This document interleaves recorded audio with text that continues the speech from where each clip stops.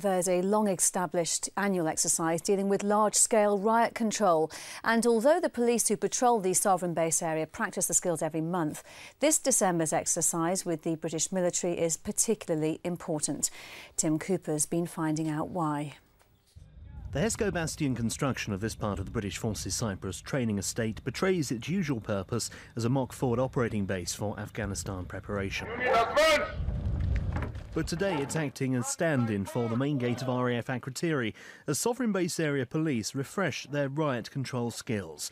They're working under the assumption that these skills will be put to the test in the new year. Every January it's becoming a trend that right-wing extremist groups are gathering outside the main entry of Akrotiri, and their purpose is to protest against the SBAs. This protest normally becomes violent, so the SBA Police is preparing for that.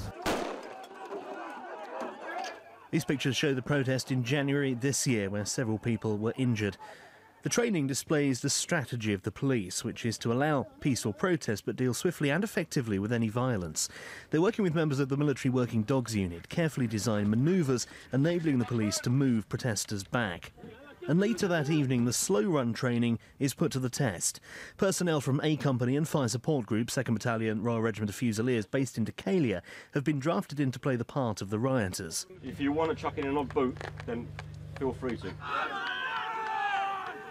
The scenario is played hard, the Fusiliers throwing, punching and kicking in an effort to get through.